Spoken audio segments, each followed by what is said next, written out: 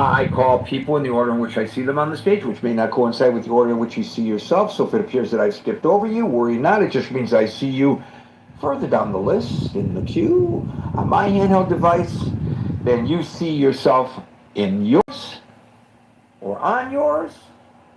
Worry not, because time permitting, I always get to everyone who is on the stage and in queue. Similarly, we no longer invite people to the stage in mass or en masse, but we do so individually. That's to maintain the aforementioned order. So if you're in the audience and you're waving your hand, don't get disappointed. And I will also get to you and invite you on the stage, time permitting. Generally speaking, after people speak, they are removed from the stage to the audience. This is not punitive in nature, but just an opportunity for me to maintain that order. If that occurs to you and you want a second go at it, raise your hand. Time permitting, you will be invited back on the stage for a second opportunity to speak. Unlike many of the other rooms on Clubhouse, in the Critical Thinking Forum, we speak one at a time. We do not interrupt one another, and we endeavor to treat each other with a degree of decorum and respect, even when we vehemently disagree. And for that, I thank you in advance. And finally, if I or a moderator should ask you a question while you're on the stage, we just have a question. It's just a dialogue. We're not trying to start a fight. And if it devolves into the fights, this judge, your moderator, will bang the gavel and bang it hard and bring an end to it. I've got zero tolerance for that kind of nonsense any longer. Ooh, do I sound scary or what? So welcome to Critical Thinking Forum. We're a little over a minute away from starting officially at the top of the hour, which is when we start. So that gives me time to also welcome Mary, Barry, Brian, and Echo, Legal, Mana, LS, Dr. William, Dr. Francine, Met, Dee Dee, Austin, Joby, L to the room, the ever-present Anonymous, Hezbollah, Christy, and Vody, welcome to the room. Let's set a minute to go to our exciting start at precisely the top of the hour. And who sneaks onto the stage just in the nick of time? Scott. Welcome to the stage, Scott. Great to be here, Gary. Great to be here. It's great to have you. Great to have you. Thanks so much. I'm running around, Gary. I've been busy all day, but when 5 o'clock comes, my ass belongs to the Critical Thinking Forum, so I'm in here, buddy. Well, I don't know about your ass, but we appreciate your voice and your brain. Philip, welcome to the room. Absolutely, buddy. I might have to log out for a minute, but if I do, I'll log right back in. Okay, Matsef the Maestro, welcome to the room. We're now at the top of the hour. Welcome to the Critical Thinking Forum. We're here Monday through Friday at 5 o'clock New York time. Today's topic is Trump's selling an economy the voters aren't buying. I don't understand the strategy. Maybe somebody else here does. But if I were president of the United States, I don't know. And if I were Mike Rogers, the Republican senatorial candidate in Michigan, industrial state Michigan, I don't know whether I'd really want the president to come in and hold a rally of all places, the General Motors Proving Grounds in Milford, Michigan, to talk about the economy. Doesn't that kind of backfire a little bit? Now, let me tell you why it backfires. At his rally yesterday, he tried to sell an economic record many voters and local businesses are struggling to accept in Michigan. He defended his sweeping tariffs and claimed that the United States is having its greatest year ever. That's a quote, telling skeptical crowds they will see positive results very soon. If there's one industry that has arguably been hit, broadsided, decimated a bit by the tariffs. It's the automotive industry. And yet he goes to Michigan. He holds a rally at a General Motors facility, and he tells people how great the tariffs are. So sweeping import duties on foreign goods and on auto parts, they've created deep anxiety in Michigan. I know because I'm from Michigan originally. I'm still taking great interest in what's happening there. So none of this comes as a surprise to me. As we all know, Michigan is a swing state. Now, for those who don't understand it, we've discussed it many times in the Critical Thinking Forum. We've even had guests on to discuss it. The auto industry is not confined to Michigan. It's basically centered in southeast Michigan and in the Windsor, Ontario, Canada area. So the automotive supply chains rely heavily on Canadian and international trade. In fact, at one point, the tariffs were so absurd, sometimes a part can be sent, say, from Canada to the United States, affixed to a chassis, and then the chassis is sent back to Canada for final assembly. The body is put on the chassis, and then the vehicle is sent back to the United States for sale. So they were imposing tariffs on that part when it moved from Canada to the United States. Then, when part of the chassis, it moved from the United States to Canada, and then when it came back into the United States from Canada. Tariffs and restrictions. It was mind-boggling that this was the president's approach to the automotive industry in an area where there is a codependency between Canada and the United States. So you come to Milford, Michigan, a suburb of Detroit, to the General Motors Proving Ground to say, my economic record is great, and the tariffs are great. So he claimed that manufacturing is thriving. Well, I looked up the federal data. Over the past year, Michigan has lost some 7,000 manufacturing jobs. 7,000 in 1 year. And the public polling indicates that many voters continue to give the administration low marks on inflation and economic management. To me, this is a political liability ahead of the primaries and the November midterms. The primary is Tuesday, a week from today. Now let's look at the numbers. I want a little deeper dive into the numbers, not just with regard to Michigan, but generally. A brand new CBS YouGov poll of 2,193 adults that was conducted just July 22nd through 24th find that only 35% of Americans approve of the president's handling of the economy. 65% disapprove. About 29% approve of his handling of inflation. 71% disapprove. Only 24% of Americans view the economy as excellent or good under the Trump administration this year.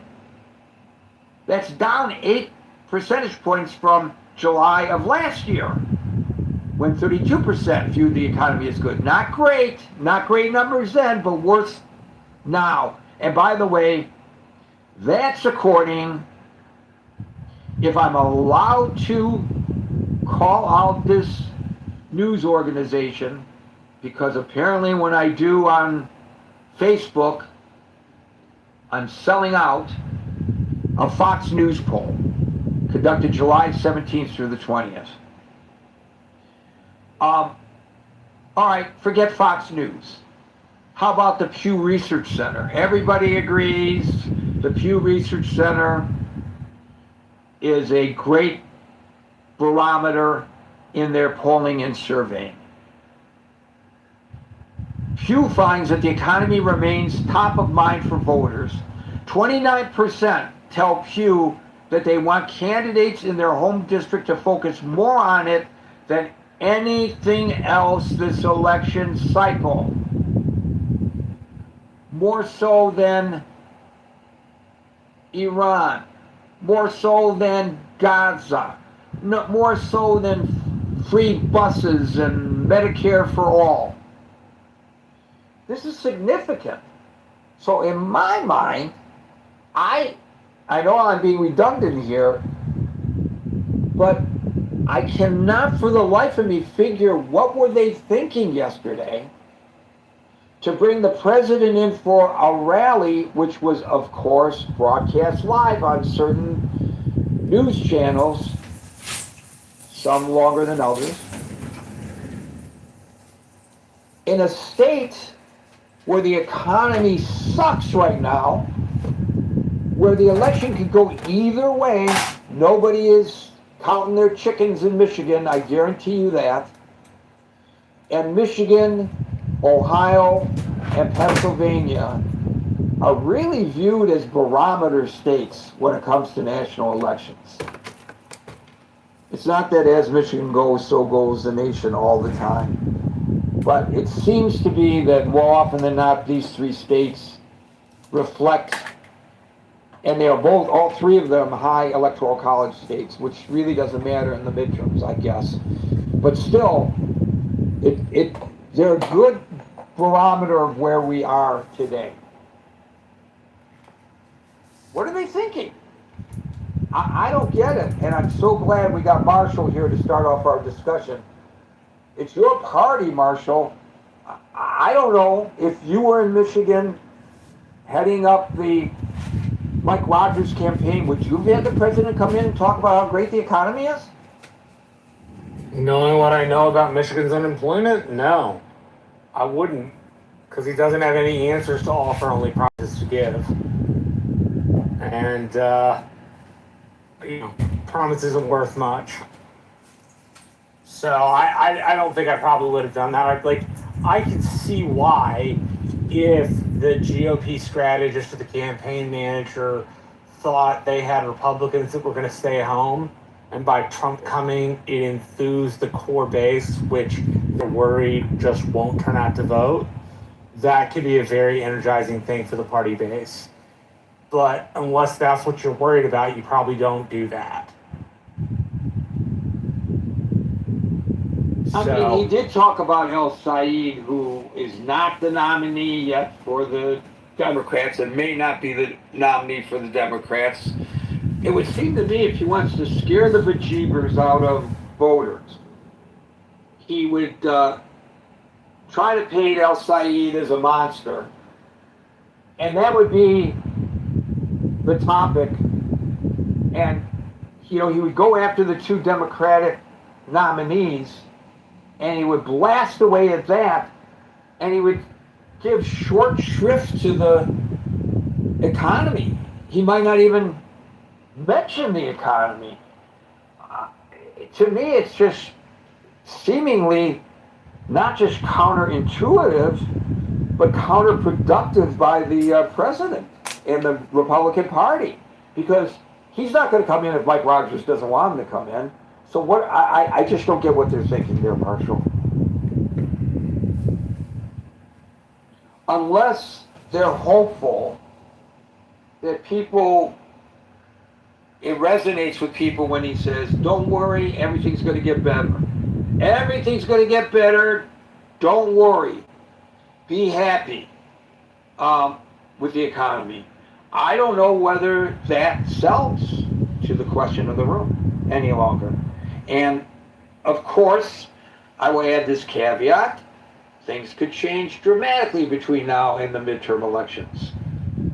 We don't know where the economy is going to go.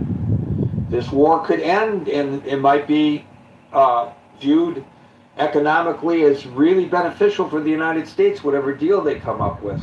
I don't see it, but I guess it's possible, and that could affect the midterms. But right now, the snapshot right now is not particularly optimistic for the Republicans. So why would you? The Democrats have an edge. Scott, you're gonna have to correct me, but by what, 1 or 2 percentage points on the generic ballot?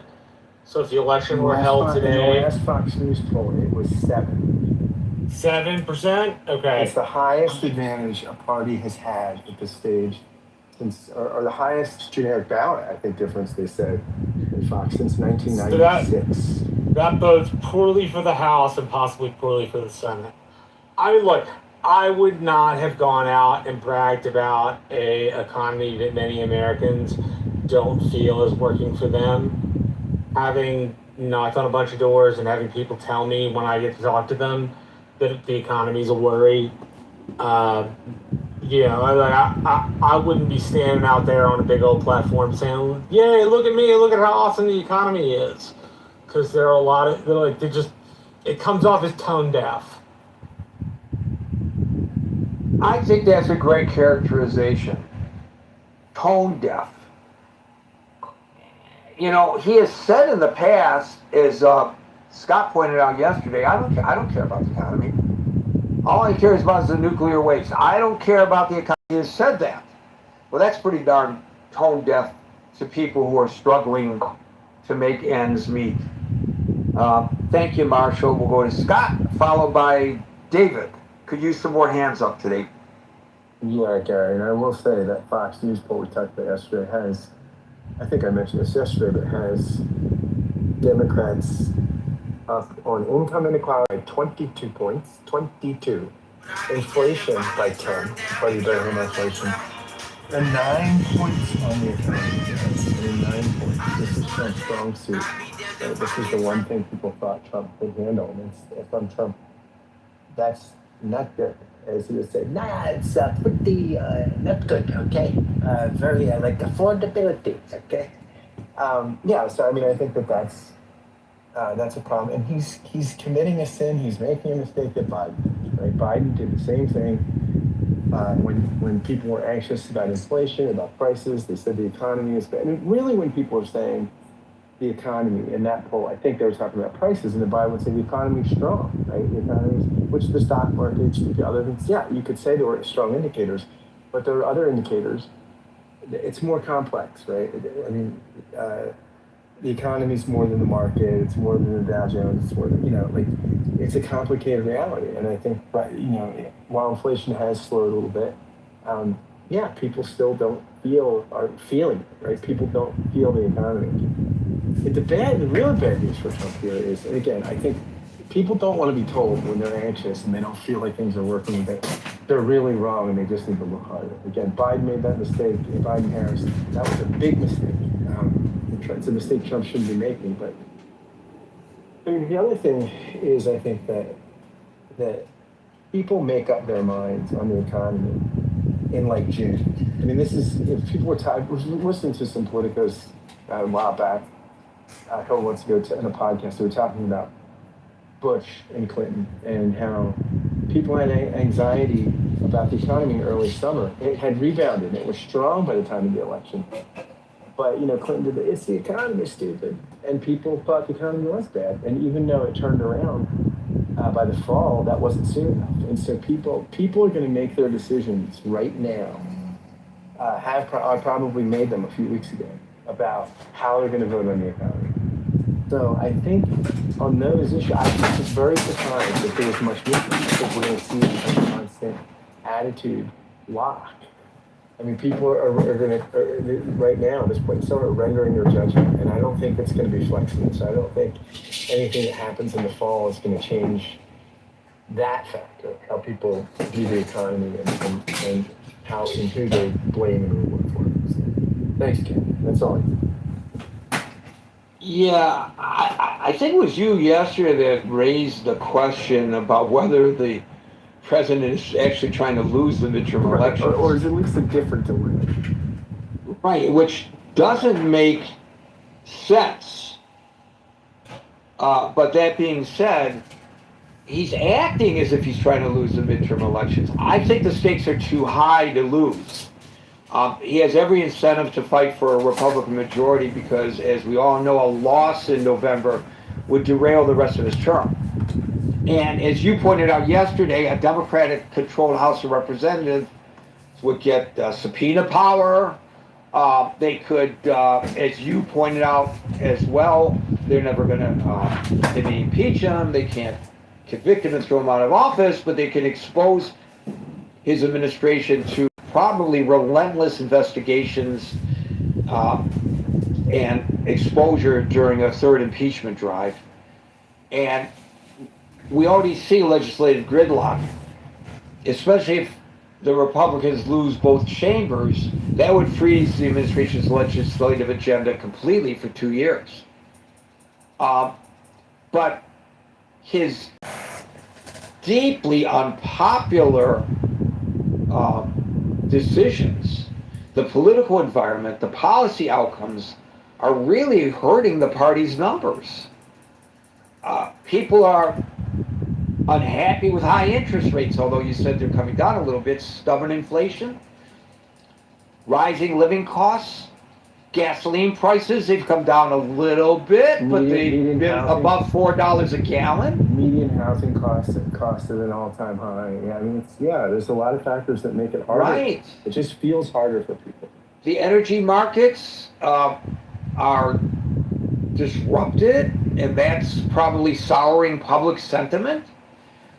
I mean, he's sitting at 37%. That's, I think, a historic indicator for the incumbent party. And an indicator, I mean, historically, that would show that the incumbent party will suffer steep, an indicator that the incumbent party would suffer steep losses during the midterm cycle. It's almost preordained, so why does he throw fuel on the Democratic fire? That's the one thing the Democrats hit. I think the one issue the Democrats hold over him is the economy. And he makes a speech such as the one he did yesterday in Milford, Michigan. To me, it doesn't make sense. And I think that's what leads to people to speculate that maybe he wants to lose this election. Scott? Well, I mean, I don't know if wanting to lose it, but not caring about it. I mean, I think he's more important, and he's more interested in enforcing party discipline, in settling scores, and punishing people that said January 6th is a legitimate problem, that sort of thing. I think that's the kind of stuff that motivates him, right? Maintaining internal party discipline. You know, I think he doesn't want to see people break ranks and that sort of thing. So that, I think, is what drives him, right? Not the broader electoral. But you know what? Trump might have a better time fighting with Democrats. You know, like it might. You know, I mean, he does better as the opposition sometimes, right? I mean, you know, it's better sometimes to have the enemy. I think for his personality, I mean, that might suit him better. So I don't know, I'm psychoanalyzing, so that's not good. But yeah, Gary. I don't know that he's thinking, oh, it'd be great if we lost, but I don't think he's prioritizing winning. That's for sure. It's not a top priority. It doesn't seem, given the kind of things he says, given the kind of choices he's made, given the kind of propping up candidates like Paxton. I mean, he's made Texas a race, right? I mean, you know, Marshall and I talk about this a lot because Marshall's my guy on the ground there, or, you know, a guy on the ground. And I'm asking him about Talarico because I'm just fascinated. But this would, I don't think, Marshall could speak to this. I think if Cornyn had been the candidate, had Trump gone in for Cornyn, this wouldn't be a race right now. Cornyn's an incumbent that can practically print money. I mean, now Trump's made things a race. I don't think he's focused. So, you know, based on what he's done lately, I'm wondering whether he recognizes that defeat is inevitable, at least in the House. And he's trying to preempt the debate by amplifying claims that the U.S. election systems are vulnerable to being rigged and stolen. There are those who have analyzed the rhetoric, and that's the conclusion that they've made. The Brennan Center for Justice and the Campaign Legal Center both have, according to reporting in The Guardian, both have stated that the rhetoric is really that rhetoric, not what he said yesterday about the economy, but what he's saying about the stolen elections, is designed to preemptively delegitimize the Democratic wins in November. In other words, you can't beat them, so you've got to convince the populace that they stole the election. And that's the thing, right? It's what Bill Maher said. The Republican line is either we win or you cheated, right? And that's kind of the. And I think Trump wants that. Well, there's another portion of this. When this happened in the 1870s, the Democrats who had been led by Tilden tried to convince the rest of the American public the elections were rigged. Now, the key distinction is that Tilden loses, and so does Trump. Hayes wins, and so it's the opposite party in power at the time of the pronouncement. But they're like, the Tilden group in the Democratic Party tried to persuade the nation elections were rigged for 30 some odd years, and we didn't fall apart. So we've at least faced that kind of doubt before. Of course, today it's amplified because of social media. I mean, the biggest influencers are bloviators, and we know who they are, who are already making these kinds of claims, and they are called influencers for a reason. They are influencing public opinion. And of course, if there is reason to be concerned about the fairness of our elections, of course we need to know about it. But if it's being manufactured, then you're eroding the democracy that this nation is built upon. You're telling people, I mean, yesterday we had two people say, and these are folks who have voted every opportunity that they've had in the United States since they've been eligible, say that they might sit the election out. And I know other people like that. I don't think that they are anomaly. They didn't move. Yeah, but they didn't move. Those two people didn't move their minds because they'd been told the election was rigged. Those two people moved their minds for different reasons. Yes, but I think there are those who truly believe the elections are rigged. There was an election recently. Oh my God, I apologize, I can't remember where it was, but they were waiting for the urban votes to be counted, which was a slower count because of the large number of votes. And you're not talking about the California mayor's election, are you?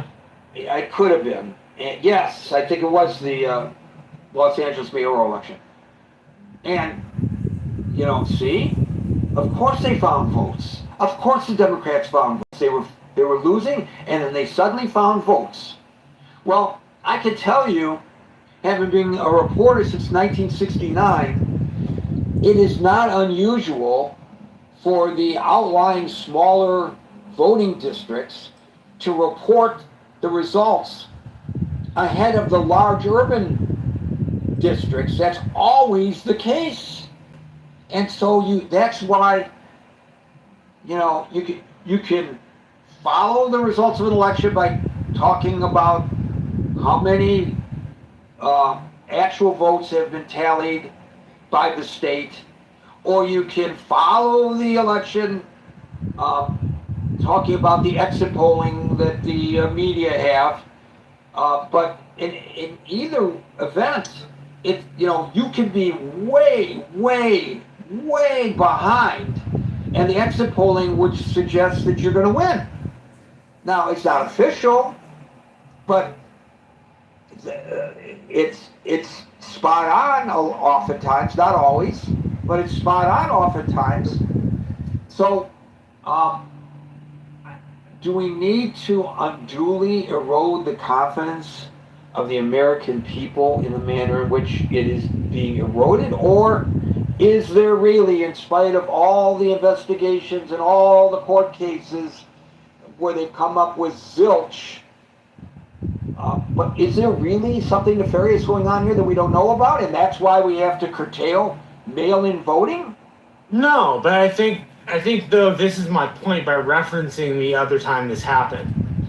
We should look back in time to see what they did to reinstill trust in elections, right? Because a whole half of the country believed the election was not legitimate. And that was talked about ad nauseum for about 40 years on that side of the aisle. And so the nation's faced it before, and we've come out healthier for it. We have the possibility of coming out healthier. Doesn't necessarily mean we will. America can do lots of things that are healthy for it, but in my lifetime it hasn't. So sometimes we do healthy things, sometimes we don't. Were people so violently divided over the issue then as they are today here in the United States? Yeah, I mean, it was literally breaking up relationships over it. It was literally 10 years after the Civil War had ended. The country still did not trust itself. It was only like the election is 1876, so 11 years. Because Appomattox was signed April 6th or April 9th of 1865. And they were more divided than we are now. They had just spent maybe a single decade trying to patch friendships and family relationships and mend them, right? So one could argue the American polity, the American experiment was far more brittle in the 1870s than it is currently.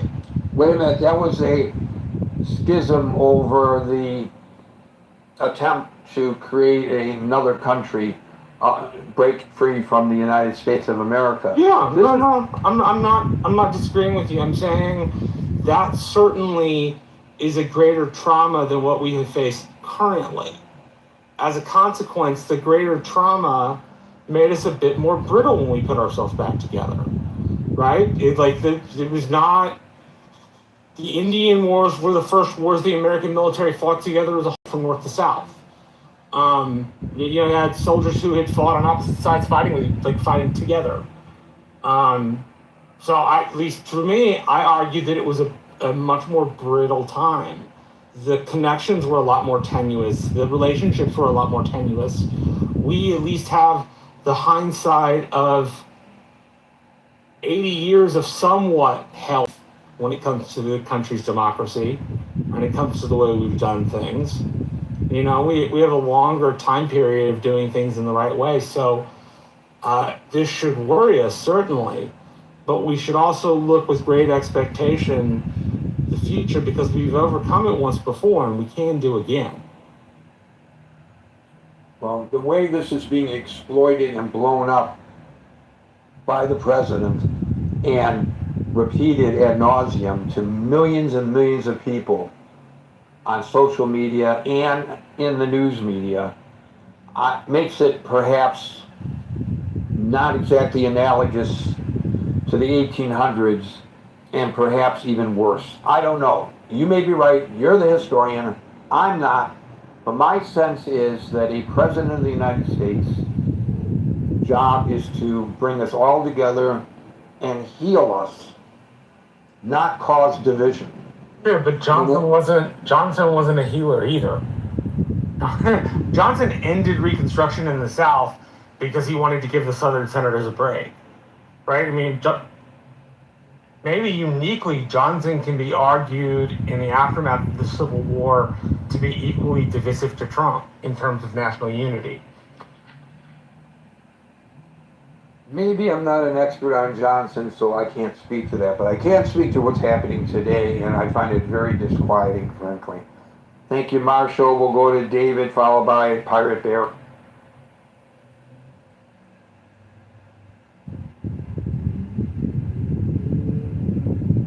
David, are you with us? David. Okay, we'll go to Barry, followed by Prem. Yeah, man. Why people are Hey, No, fighting? Barry, you gotta wait. Barry, Barry followed first. by Can you hear Prem. me? Barry, followed by Prem. One at a time. Barry? Thanks, Gary. Yeah, I didn't have much. I just first wanted to offer my condolences about Merrill. And second, I don't know how we got on top of elections, but they've been planting this into our psyche with well over 20 years, just in the movies alone. Robin Williams movie in 2006, Swing Vote, Man of the Year. Then a Kevin Costner movie, Swing Vote, I think it was called, 2008, about faulty machines miscalculating votes. So they've been doing this to us for as far back as, most of our adult lives. So it's nothing new. And there is no reality now. They'll tell you the economy is great. It doesn't matter, you're paying $5 a gallon still. It's just all bluster. Thanks. Thank you, Barry. We'll go to Prem, followed by Alma. Hello, Prem. yeah, hi everyone. Hi. Hi, good morning everyone. I don't know what's going on, like Trump selling this or Modi buying that. Like, why we all people are after these 10, 12 peoples? What they say, do this, do that, and we are following that. He do this, vote that. Why? We know everything in this world. What's going on? Not exactly sure what your comments have to do with the topic at hand, which really is the president campaigning on an economy which he claims is great in a state where the economy ain't so great, and why would he do that? I think that's really the topic of the room, but we did get onto a little bit of a tangent. I brought us onto a tangent about the president pushing, well, because it was related to this, pushing, because I'm asking what's his motivation? Is he trying to lose the election? And that kind of led to, no, he's trying to perhaps preempt the election, the defeat with such claims. But you want to try it again? I'll give you another opportunity, Prep. Where we, for what, for whom we talk about, like where we are living or we born or where we will go. Why only for this one? We know everything. Okay, so you're asking why this is the topic of the day? Yeah. Well, I think I explained why it's the topic of the day. Alma, followed by Eleanor.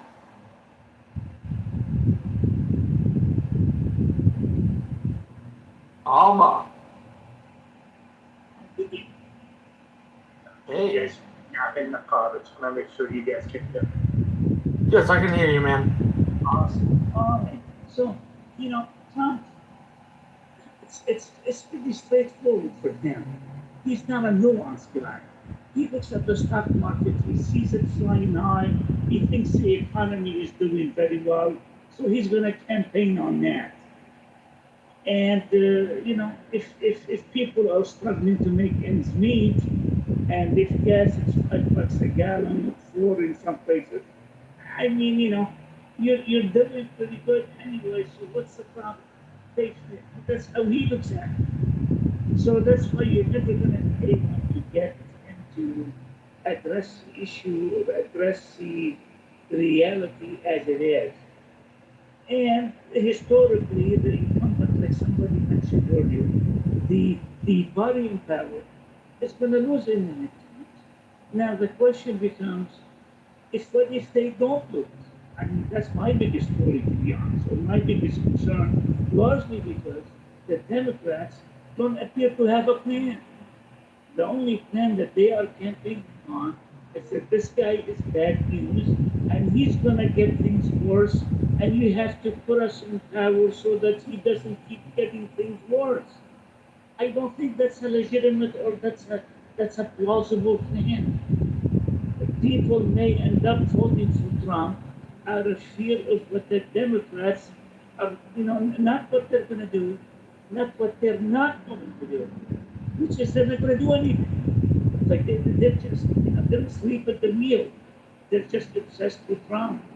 This country is way too big to have a political plan like this. The economy in this country, a whole bunch of other factors impact the entire planet. We can't have people not knowing what they're doing in charge. We already have people that doesn't know what they're doing, which is Trump and his gang. If the voters look at this and think he doesn't know what they're doing, they don't know what they're doing, and maybe I should stick with the one I already know. And I have a pretty disturbing feeling that we are heading in a direction. And I guess we'll find out in about 90 days. Thank you. Thank you. Well, you may be speaking to a problem that the Democrats have in messaging. And I would agree with you, if that's your point, that the party has struggled to get a single, unified, national brand. And it was always, I forget who it was who said, if you want to have a if you want to have a successful resolution, you got to have a slogan. And it doesn't seem like the Democratic Party has a slogan. But I think there's been a relatively consistent messaging toward pocketbook issues, not abstract ideology. I think there's some popular, clear messaging on the immediate economic concerns. But I think there's also internal party division and a lack of a single national messenger for that. Who's the head of the party? We know who the Republican Party is. Is it Chuck Schumer? If it's Chuck Schumer, the Democrats are in big trouble. I actually predict that if Schumer can't deliver the Senate, he's out as Senate Minority Leader. That they ought to be voting him out, or they probably will be voting him out. There are internal party divisions.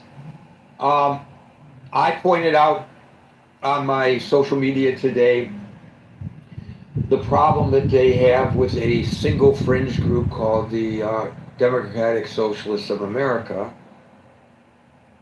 because the Republicans are grabbing onto the DSA and trying to convince the voters that the DSA, they're not socialists or communists, and they are not an anomaly in the Democratic Party, but they are the future of the Democratic Party.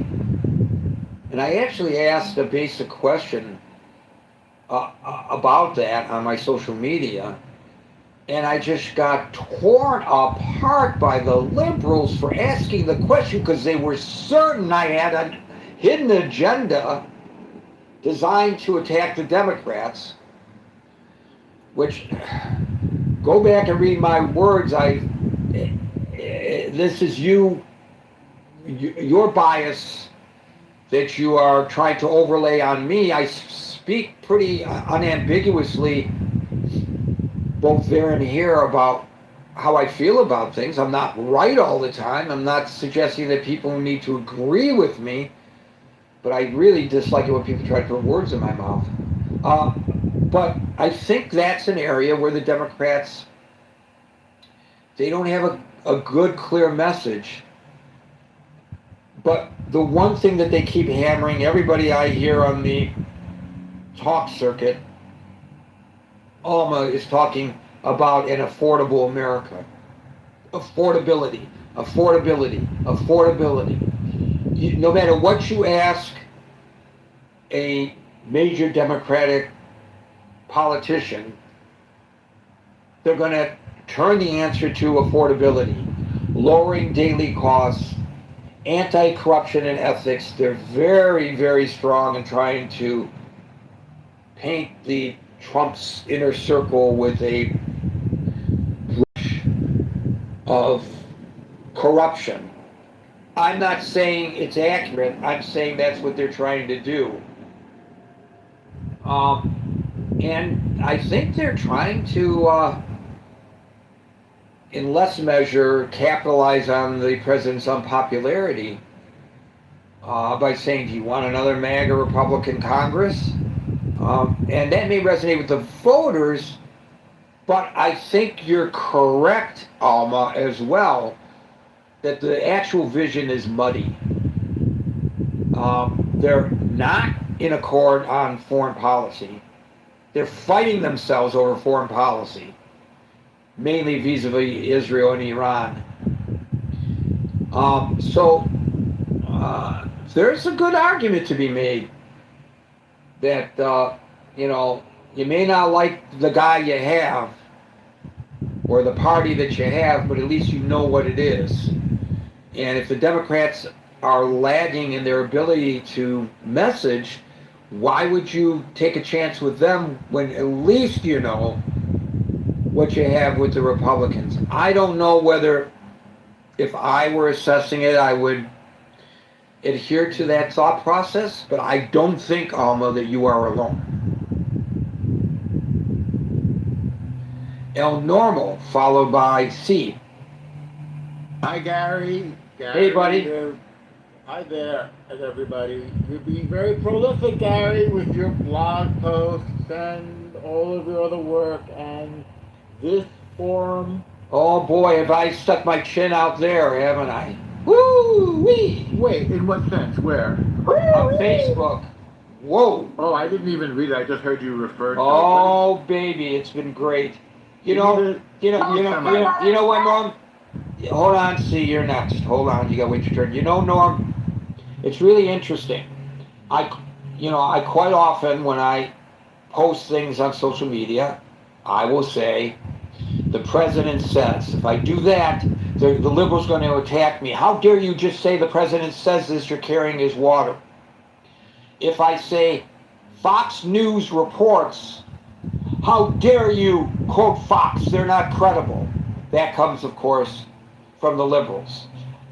I no sooner posted something about a Fox News report that I posted something about a Washington Post report, and I got conservatives attacking me. You can't go by what the Washington Post says.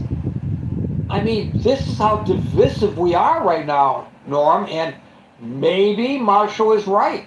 Maybe we went through a period of our history when we were so divided. I'm not a student of history to that degree, but all I can say is the way it is today, oy, oy, oy, oy, oy. Can I quote you on that? Absolutely, if you can spell it. Oh, why? All right. Excellent little side note we're having here. So I have some funny journalist tricks that you just reminded me of. So I'm going to share them with you. The president insists. That's a harmless thing to say, but it obviously implies that he's full of baloney. Right, Gap? Yes, there are stories where the adjectives used are designed to create doubt in the mind of the reader about what a person is proposing. That's a verb, by the way, for the record. That's a verb. Now, Yeah, I mean verbs, and C. Once again, you have to wait your turn. Do you understand English, or is this a second You language can for always you? kick me out. You know I'm funny. Okay, I guess you want to be kicked off Well, then. give her one more I chance. appreciate that. No, she said I could kick her off. All right. Go ahead, Norm. She doesn't know. Okay, another thing that I noticed that my alma mater, the New York Times, has said is, the president says, with no evidence. I love that one as well. As if everything becomes, I mean, these are little tricks that we use. Another thing that they do when they want to make a horrible accusation about somebody, like if you're in a direct interview, people are saying, they never say who's saying it or what, or people are asked, not me, I'm just a reporter here. Right, of course the president does that too. The president says, someone came up to me and said, Mr. President, sir, bah, bah, bah, bah, bah, bah, bah. He uses the same exact technique. Of course.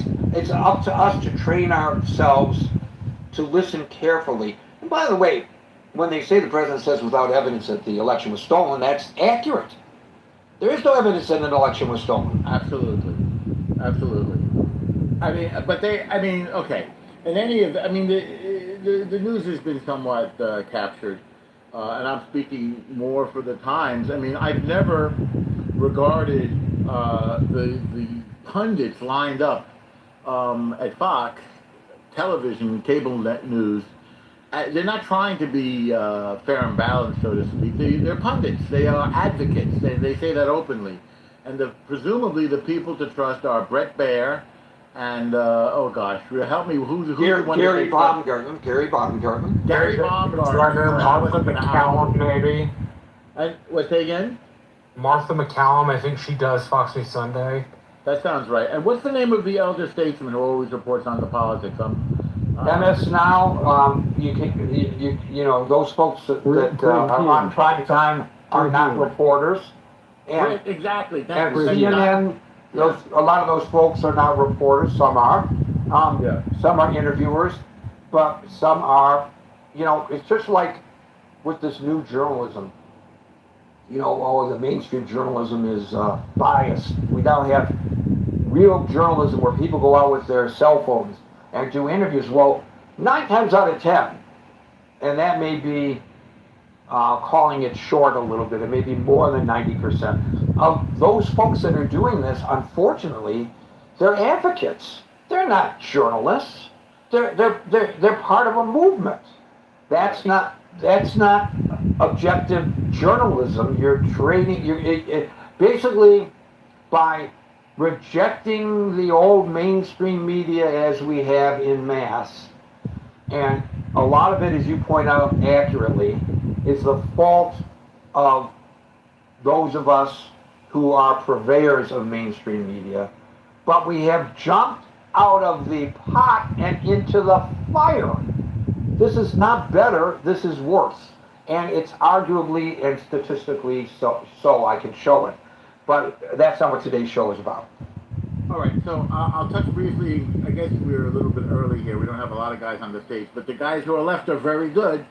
So I'll say a couple things. First of all, I can't figure out what the president is trying to sell with the economy. It makes no sense to me whatsoever. And I don't think it makes sense to anybody else. Now, I have a 30,000-foot view that what he's trying to do is create a trade surplus because he feels it's better if there's more money coming in than is going out. And he's trying to repatriate production. I think that's his idea. And if anybody wonders, I mean, Trump is well, I think you know this. He's a character. He's a troll. He's petty. He's petulant. I've said this on the stage before. He is impulsive. He's erratic. All these things. And we voted for him in incredibly millions. So people knew what they were getting because we've had him before. That said, he's been talking about the stuff that he's doing forever. We can go back to the early 80s when he said he wanted to take Karg Island from Iran. As soon as they took our hostages, he wanted a full intervention, and people mocked President Jimmy Carter, for failing in his operation to get the hostages out. He wanted to copy the Israelis who got our hostages out of Entebbe. And by the way, Bibi's brother, Yonatan, died in that raid. But anyway, our raid failed. We've gotten better since then. So, and I think most people think the tariffs are just insane. If anybody can defend them to me, I'd love to hear it. So is he trying to sell us an economy that isn't working? Yes, obviously, yes, of course. Whether it could work better, I'm not sure, because it wasn't working so great before. On a few other things, we talked about the fact that he's trying to undermine trust in the institution of, in the voting, in the polling, in elections. And that presentation the other night was puzzling. It was bizarre. Perhaps an attempt to get everybody to focus on, Chinese voter roll theft rather than on the war in Iran. That said, don't forget we had the Mueller investigation, and that was all about a charge that Trump had stolen or rigged or colluded in the 2016 election by joining forces with our enemies, the Russians. So, and that also serves to undermine our institutions. Speaking for the Democratic Party, my party, as I like. Right, but we're not talking about Mueller. We're talking about Trump right now. And Yeah. here. This is how absurd this is. They have wildfires in Canada. The smoke comes over the border. Open borders, baby. Open borders. They got over the border. ICE and border control couldn't stop them. The smoke came in. And what does Trump say? More tariffs on Canada because they're not managing their force. Well, guess what? Already Canada's goods trade surplus has expanded to recent highs since the tariffs have gone into effect. So that's a great idea. Let's throw more tariffs. I mean, remember what Einstein said, if you do the same thing over and over and expect different results, that's insanity. By the way, he never says that, but that's another thing. But I get your point, and I take your point. And if you want me to say sign off on Trump is a little crazy, yes, yeah, of course he is. And I don't know where he's going with this. And I do expect him. Oh, in terms of the slogans that we should touch on, I was going to fill it in, but you said it for me. Look, Trump has "Make America Great Again." That's pretty darn good. And Democrats have affordability. Now, how can we make things more affordable? I don't know.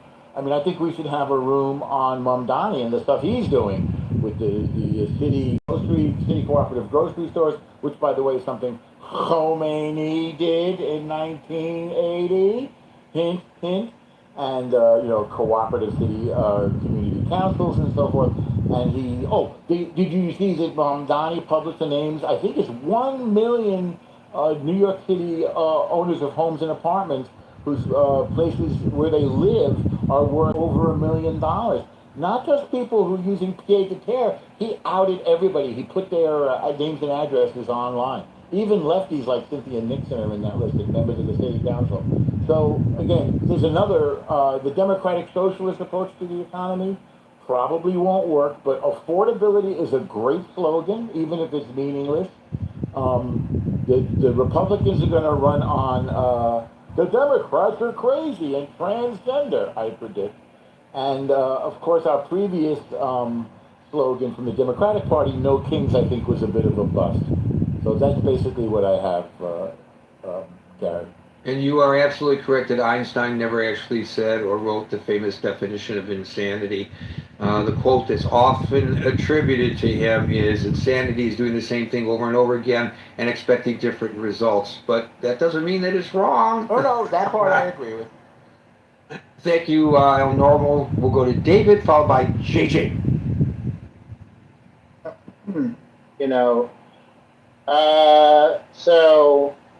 Well, first I'll say this. First, let me just say, I don't care about what people message because they just message stuff and then they don't do anything anyway. So that's gonna make people more upset, right? So don't talk about anything you're not gonna actually literally attempt to deliver on. Right? You're really gonna put a good faith effort to deliver on. But when I'm thinking about Donald Trump, this is the thing that constantly comes to my head. We're in Venezuela. We're in Cuba. We're in the Middle East. We got Russia, Ukraine. We're all up. We're everywhere outside of this country. We're putting, you get a tariff, you get a tariff, you get a tariff, right? Everything's going on. It's like a bunch of spinning balls, and nobody knows what the ball is spinning to. You got money going here, money going there, money going everywhere, but the money doesn't seem to be, but the actual baseline American people here are the individuals that that were suffering. And I went back to look because I wanted to do a slight comparison. I went back to look there. So when Biden was in office, right, in 2021, inflation rose very high. It rose to about 9%, and peaked at 9% in June of 2022. In response to that, the Federal Reserve raised interest rates aggressively. They made mortgages, car loans, and borrowing just much more expensive for people. And this contributed to what we consider housing inaffordability. And even after inflation slowed, right, prices did generally remain higher than they were before, so they didn't really decrease in any sort of, in any sort of major way. And you still had many Americans who felt like, despite some economic improvements, right, that were happening, it just, as you know, he's not president anymore, right? Nor did Kamala Harris win. Obviously, the economy wasn't in the state in which even the Biden administration was trying to present it. I remember people would talk about how, they put some millions of jobs in the economy. I always ask people, because every president does this, including this one. All the presidents will look at certain numbers, employment numbers, but they never tell you, not that they're ever going to tell you this, but how many people got a full-time job? How many people work in 2 or 3 jobs meets? How many people work in part-time jobs? How many people signed up for a temporary job, and that's the only job they had for a month, right? In the time period. And then how many people just dropped out and said, I can retire, or said, it's just too hard, they got out of the system, right? So then you get up to Donald Trump, right? And we're looking at where we're at here. Inflation has remained high. Well, the Federal Reserve targeted somewhere around 2%, right? Mortgage rates remain very elevated, so that hasn't really changed. Home prices are still extremely high, right? Affordability, mortgage, it's still hard. It was hard under the Biden administration, and it was even harder under the Obama administration for people who, particularly our millennials, and even now for Gen Zs to buy homes or even think about participating in it. That's still the same. There hasn't been any dramatic shift under him. And then his constant tariffs are on, tariffs are off. You get it. Everybody got all that kind of stuff. Going down. Labor force is slowly slowed down. Some things I'm not saying are directly his fault, but look, living here in California in the Bay Area, maybe 2 or 3 weeks ago, Meta laid off 4,000 people at 2 a.m. in the morning. Right? So you're seeing the tech companies doing all kinds of things. You see how AI is already having its own sort of impact, right? Particularly in the tech world, which 10 years ago, right? You would have told everybody to go to school and study coding, right, or get a CS major, because that would have immediately got you $80,000 to $100,000 starting out, even if a little bit more than that.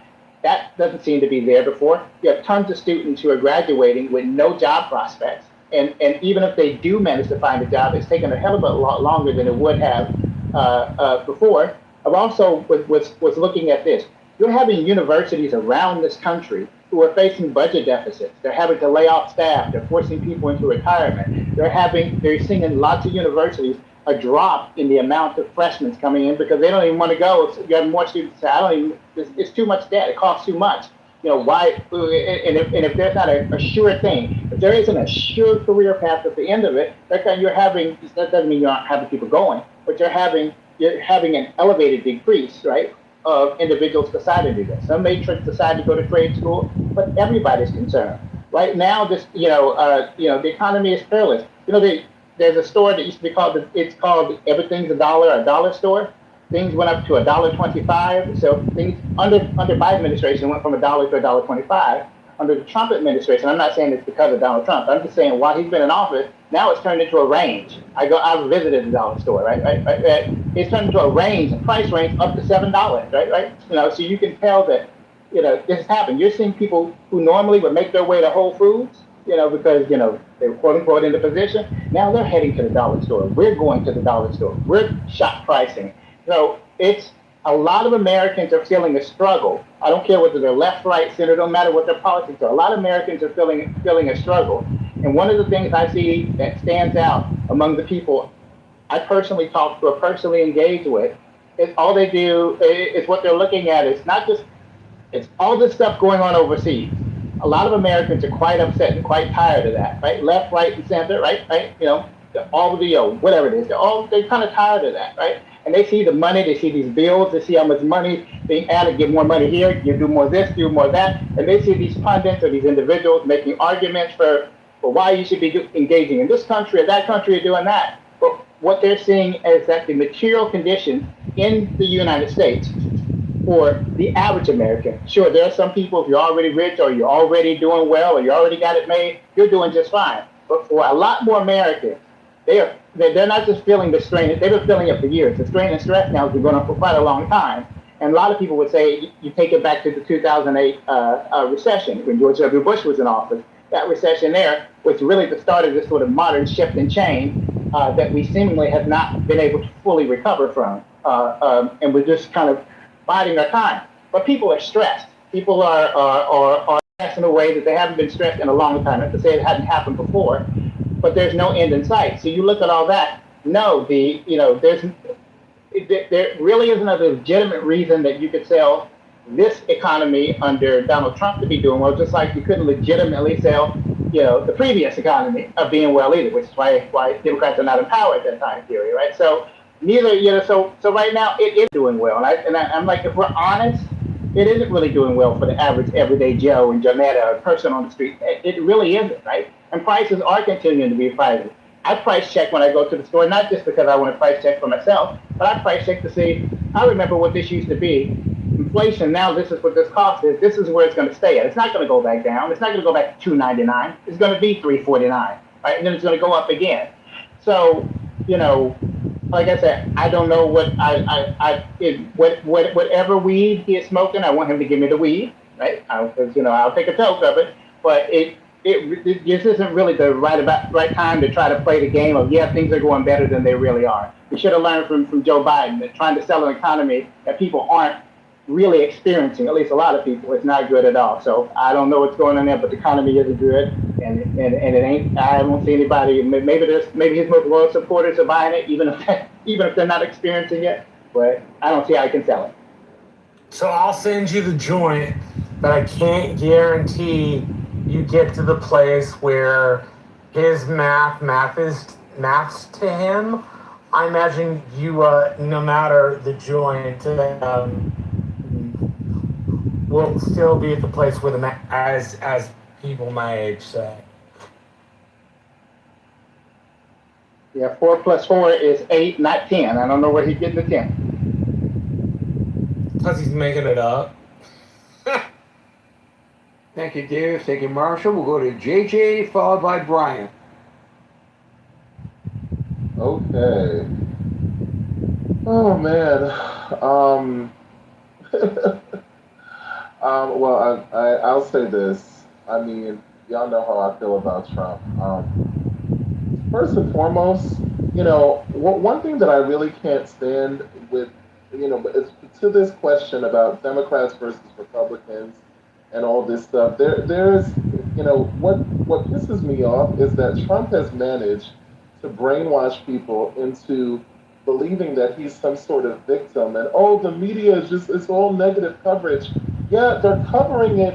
They're covering what you're actually doing, sir. It's not their fault that what you're doing is negative. It's objectively negative. Any reasonable critical thinker with, two connected brain cells can come to the conclusion that it's negative. That's why it's not that the media doesn't like you. It's like, no, your actions are not worthy of any sort of praise or positive affirmation. Like, it's really, really weird. And not for nothing, this whole media thing, Fox News is basically state-sponsored television at this point. It's really just like a complete, they're all mouthpieces for Trump. Well, I'm gonna. Don't slander my Sean Hannity. Even though I dislike Sean Hannity. I'm gonna check you on this and ask you to please take the time, since you referred to yourself as a critical thinker, to recognize the difference between the Fox News bloviating personalities like Sean Hannity and Jesse Waters and Greg Gutfeld and Laura Ingraham, and the actual journeymen and journeywomen journalists who go out into the field and cover the stories, including one who lost appendages covering the war in Ukraine at its inception. Okay, that I can make that concession. I wasn't referring to that. I'm talking about the pundits who, for the most part, get the majority of the airtime because they are pretty much. What about Sean Hannity? Sean Hannity is what like watching Sean Hannity is basically like watching state television.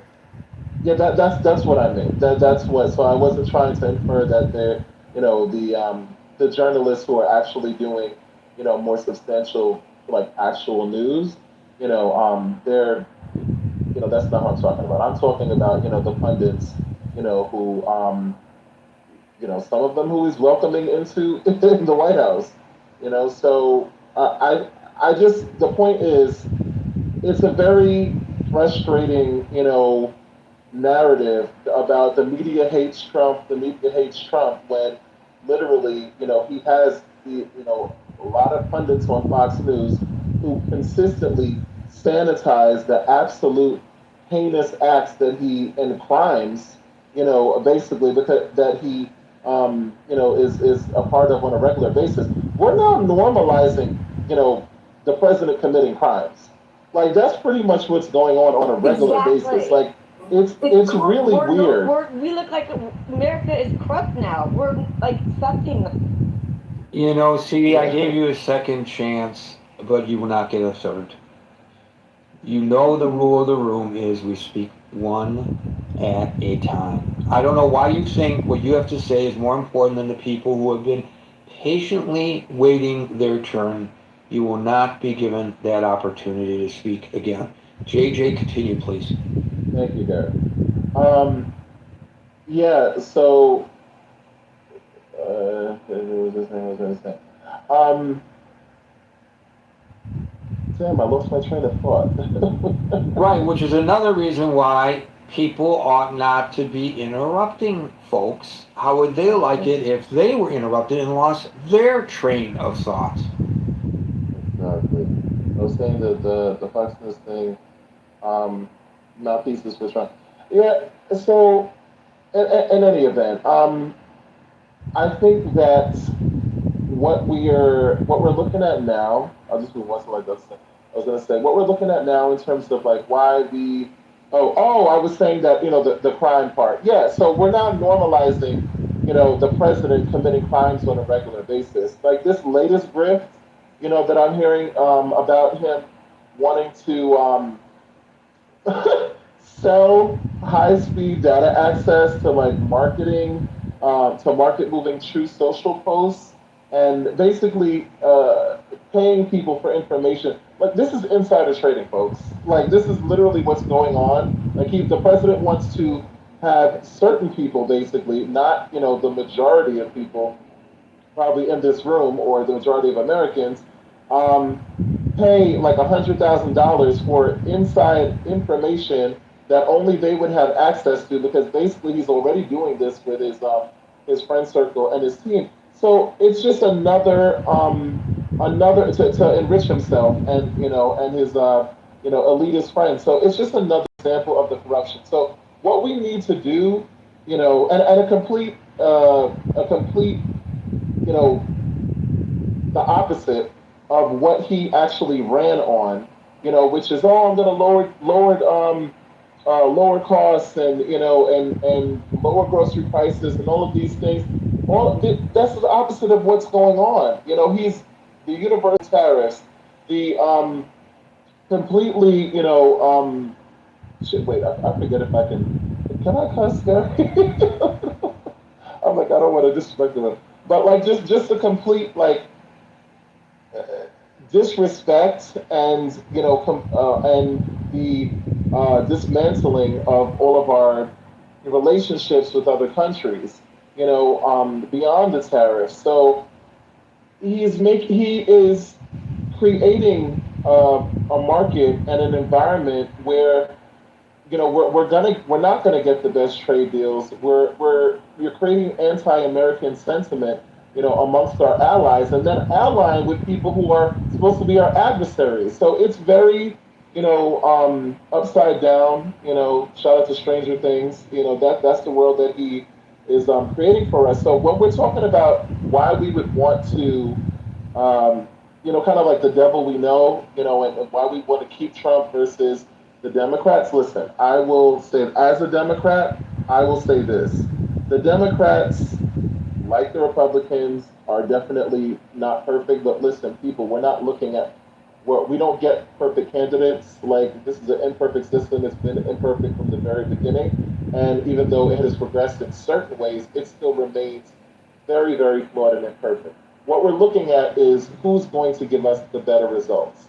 And when we look at the Democratic Party and what they're advocating for versus Trump and the constant grift and oh yeah, by the way, when he's talking about when he's literally asks the question about how Americans are feeling in terms of prices, he literally says, "I don't care. That's not something that I think about." That's our president, you know. So, what you call it? At least the Democrats, which by the way they have, even though Chuck Schumer, in my opinion, needs to like retire, I think we need term limits and stuff, on a lot of these positions. You do have other people who are looking to step up. I think Hakeem Jeffries, is pretty cool. Obviously AOC, and there are a lot of other people who will step up to the plate on the Democrat side. Right. So, but At why least would you think that the president would go into economically depressed Michigan and claim to a bunch of auto workers where there have been layoffs and contractions and profit losses because of his tariffs? Why do you think he would go there and campaign for Mike Rogers on the economy? hmm, that's a good question. Honestly, I'm not sure, to be honest. I don't It's know if hard to he's say. sure, to be honest, but I'll tell you this much, and I'm going to move on, JJ. I will Okay. say, I will say this. Um, I understand him going in there with the blinders on, potentially, but doesn't the Rogers campaign realize that this is injurious to him? What are they thinking? I don't get it. Or there may be something there that I'm missing. Brian, It, followed by Steve. oh, wait, Gary, I just want to make one final point, if I may. Yeah. Very important. Okay, so I'm just going to kind of land with this. The one thing that the president, because this is what I hear a lot of times from conservatives, in terms of what he actually got right, they always say immigration. What we fail to realize, because this doesn't get talked about enough, I want to make this point, with immigration and undocumented immigrants, oh, we got to get all the illegals out and everything. Undocumented immigrants or illegal aliens, however conservatives want to put it, contribute literally about $96 billion to our GDP every year. So they are, and they don't get the benefit of receiving, receiving things because they can't because they're not citizens. So they're and we are actually spending. Last year, 2025, the ICE budget was $12 billion. Because of Trump's one big ugly bill. So basically, we're the juice is not worth the squeeze. We're spending a whole lot of money on immigration. Murdering Americans in the street and everybody who's black and brown, and by literally a bunch of like white guys driving in masks, or a lot of them are very mentally disturbed. So we need to reframe how we look at immigration and even illegal immigration, and reform the system without vilifying people, and understand that there's a lot of value there from immigrants. Contours around. I'm with you on that. You have to respect people's inherent dignity. Even if the reason that they came, like I met some people in 2018 who came, and I won't repeat the story, but I'll just get to the detail of it. They were here because we were the only safe place. They didn't want to make a life here. They weren't interested in becoming citizens. But their daughters were about the age in Central America to get pressed into sex slavery gangs, and their boys were at the age to get pressed into drug gangs. And they just ran, both of them. I mean, they're in their late 20s, early 30s when I met them in 2018. And we have to see those people's inherent humanity, dignity, and worth, right? As I say all the time, enforcing immigration law does not have to come at the cost of our humanity. Thank you, Marshall. Thank you, JJ. Not the topic. Let's not get on to immigration. Brian, followed by. Hey, I was gonna pick up there first off at the end of what y'all were saying about going to Michigan. That's on topic. Yeah, I think it ties to my overall point. So I guess I'll start with my overall point and then build up to that. So I think what Trump is doing is risky. I think what he's trying to do is use these tariffs to incentivize a lot of onshoring of critical industries. So, like computing, if you've noticed, he highlights NVIDIA, Intel, some of these computer chip manufacturers that have committed to bringing back some of the development and creation. That's, I think, why he has gone after Greenland for the rare earth minerals. He's trying to break us away from dependence on China for the trinkets and also the natural resources. He's trying to make us energy independent, which explains why he did what he did with Venezuela and Iran. He sees a connection. It may not be there, but I think he sees a connection to reducing the influence of those bad actors in the way that they contribute to the cheap energy, the reduced price energy that was sold to China. So I think he's looking at this from a long-term perspective at the expense of short-term pain. So he knows the tariffs are, largely paid for by the American consumer. The reduced profits, these American companies get passed on to a lot of the consumers. So he looks at it like, if in 3, 5, maybe 10 years, I've brought back a lot of critical infrastructure to our country, energy independence, a lot of the critical defense industries that are now, onshoring or manufacturing stuff here, the automotive industry, which ties, to what you guys were talking about at the end with JJ there. I think he looks at it like, I'm going to use this imprecise, blunt force tariff policy to reshape how America manufactures, how our economy operates. And yeah, there's going to be some pain because some companies, some industries are not going to be able to keep up. They're going to get hammered. But I think he's focusing on the industries that are going to improve the long-term independence, energy production, batteries, etc. And to him, it's worth it. So I think he's taken a hit in popularity, and I think he's taken a hit to his credibility and his, status and reputation and all that, because he looks at it like we've become too dependent on China. Other countries are, bleeding us with, different unfair trade agreements and all those things. So I think he looks at it like the long-term benefit is worth the short-term pain. He may see that, and I'm not going to argue that you're wrong in your assessment, but let's take the snapshot of yesterday in Michigan. He's at a GM proving ground talking about how great the economy is to people whose jobs are contracting. NVIDIA is expanding correctly. You're correct in that, in Texas and North Carolina.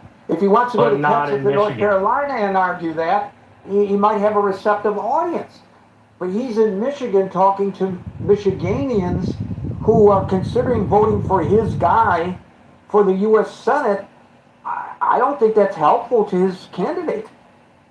I think he looks at it like the automotive industry, gets a lot of their stuff from foreigners, and by placing tariffs on those industries and foreign markets or foreign products, whatever, it encourages those logistics trail auto parts manufacturers to reshore those products.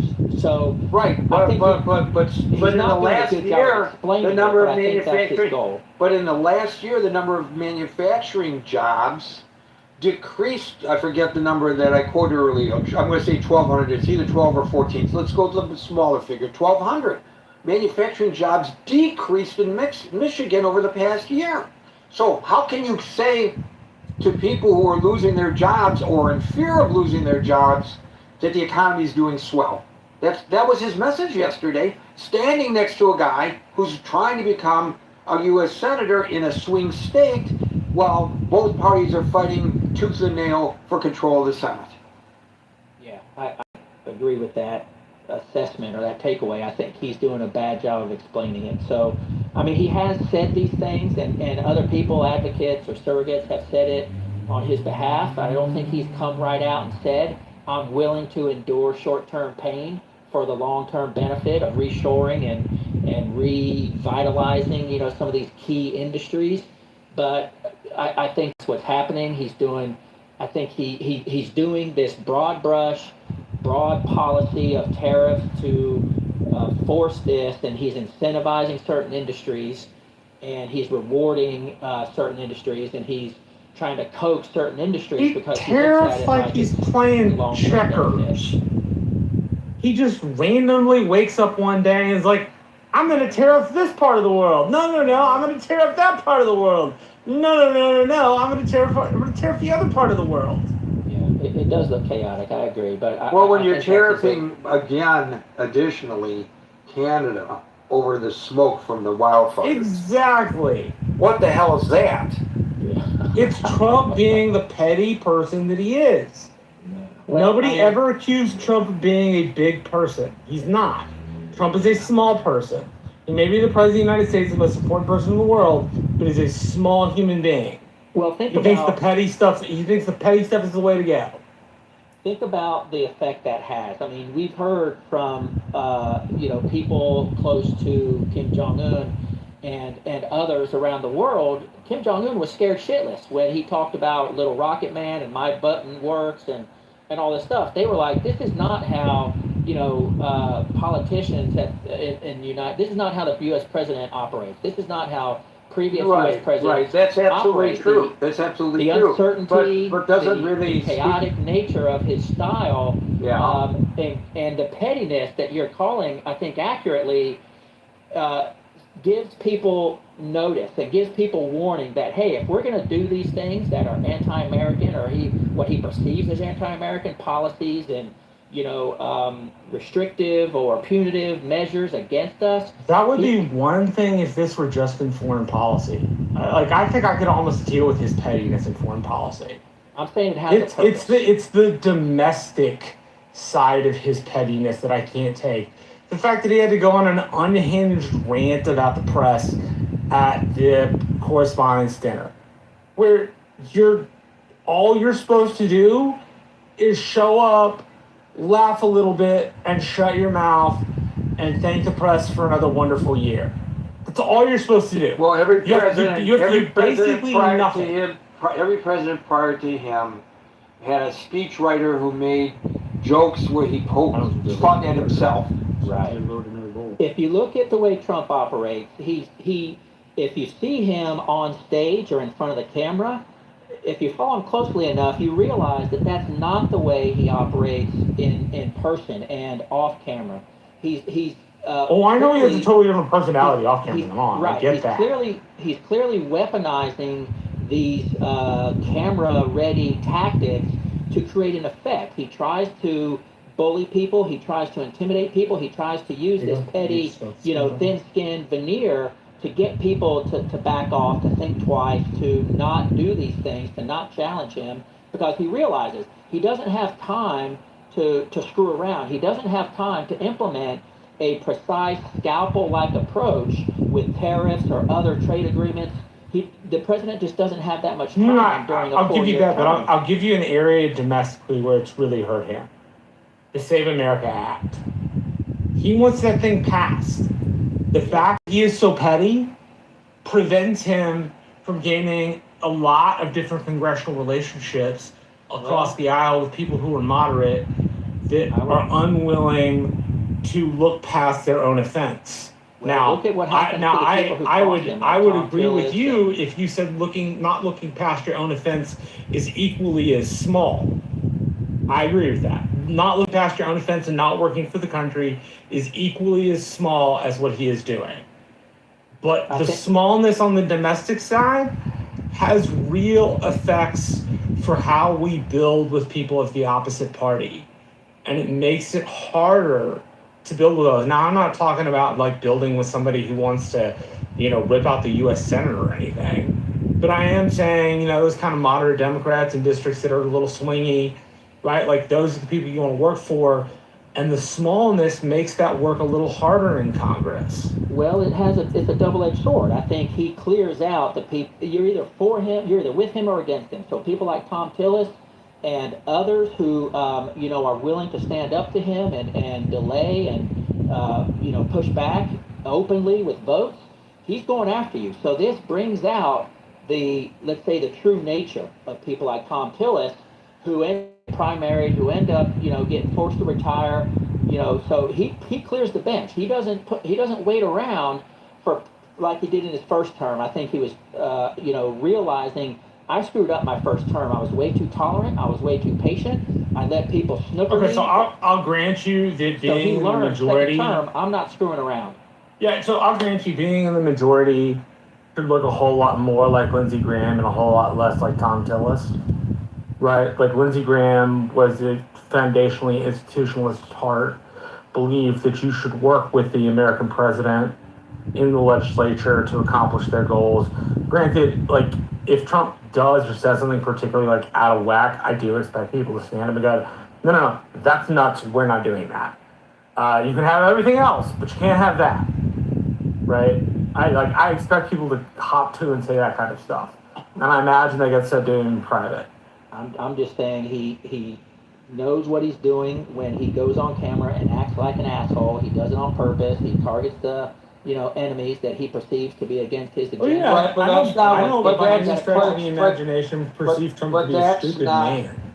That's not the topic of the room. The topic of the room is he trying to sell an economic policy that's not resonating with the voters? And I think probably the answer to that question is yes, at least in Michigan, that's for sure. Yeah. Thank you, Brian. We're going to move on to Steve, followed by Agent. Thank you.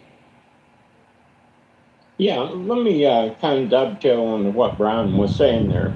Let me ask you this, Gary. You're a fellow Michigander and lived in that area for years, so you got a rich history of the machinations of the automobile industry. What policy for the last 40 years in Michigan has protected the manufacturing jobs there? We can go to I don't think that is germane to the. Well, I think it actually is. I think it actually is. No, actually it is not, because the president came in, this president, at this time, during this specific economic situation, and claimed to the people there that the economy is great, and they know it's not great. And so why would you do that? That's the question. If I were Mike Rogers, the last person I would want campaigning for me is President Trump, certainly not on the economic issue. If I was Trump, this is how I'd frame it. Look, for the last 40 or 50 years, politicians have sold you out. Take a look around Michigan. Take a look at the number of manufacturing jobs that was here in the 70s. Take a look at what's here now. Take a look at how many manufacturing jobs has moved to Mexico. And why did that happen?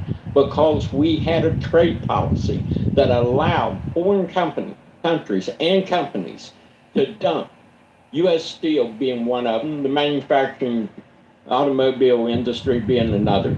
We allowed a set of economic policies that has absolutely decimated the United States. And if I'm Trump, I'm telling them this. Hey, look, this is going to take a little correction time. This didn't occur in 10 years. It didn't occur in 20 years. This is something that's been eroding at your manufacturing base here in Michigan for the last 50 years. Now, yes, there is an art to this, but no, you cannot expect to allow companies to come in here like we allowed in steel, like we've allowed in so many industries across this country, to come in here and dump products below manufacturing costs for the benefit of market share and decimate companies and say with a straight face that we're going to follow this model and somehow it's going to be beneficial. I can give you this right here. I know people in the area that I live in right now that are struggling to find jobs that they have to have assistance to even live. When I was 18 years old, me and the guy was sitting around one night and we decided we're going to go look for work. We called some people up in Cleveland where manufacturing was robust, where the plant was running wide open. Said, hey man, what's going on up there in Cleveland? Said, well, there's a couple jobs open. You guys want to come up? Yeah, we'll come up. We left on a Friday. We spent the weekend. Monday morning, we walked into the office. Monday afternoon, we was hired. Tuesday, we went to work. That is what has been taken from this country, from the people of this country, and to think that if you allow this kind of imbalanced trade policy and somehow, as your factories and your workforce is being crushed into poverty, that you are going to produce wealth. No, there's going to be a little pain with this. But I want to tell you what, and I've watched this. I told my wife in the early 80s, as I seen this trend accelerate, I said, this is going to decimate the manufacturing base of the United States.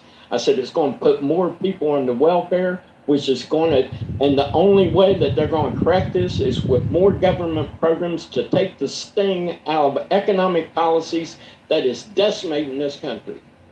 And to think that somehow anything but this course of action is going to alleviate the problem that has been festering in this country through politicians and through multinationals that have sold the American worker out for globalization. We had in the early 80s, you can go up and look at Youngstown, Ohio. It used to be a vibrant manufacturing center. Vibrant. Go look at Youngstown today. Go look at Akron today. These was manufacturing jobs that people went to work in, they raised a family, and they retired from. And we allowed companies from overseas, we allowed countries to inflict on us, not just the country, but the heart of the country, the worker of this country, economic policies that had one inevitable outcome, and that was the decimation of our manufacturing sector. So if you think you're going to become rich, if you think that somehow you're going to have a vibrant economy while you allow every country, you allow NATO to suck you dry while you sit and pay their bills while they continue to put money into their social programs. Oh, we're messing up NATO. Yeah, it was fine for NATO not to pay their bill in defending their place, their land, while they sucked money and allowed the U.S. taxpayer at the same time he was having his jobs taken from him to subsidize the programs that was going for welfare and social programs in Europe.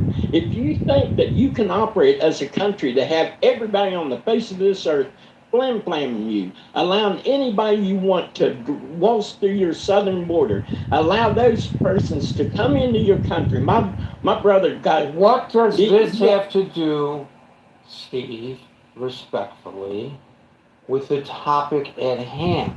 The question is the president's claim, he's trying to sell the economy to the American people, is it resonating with the American people? No, You're talking about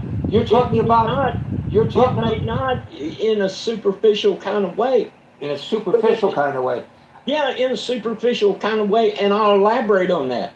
Because if anyone would think through these problems, if anyone has lived through these problems and realized what I just articulated to you, that any other course of action is going to lead to higher unemployment, it's going to lead to lower take-home pay for the average worker, it's going to lead to more social welfare for the American worker because they've been sold out.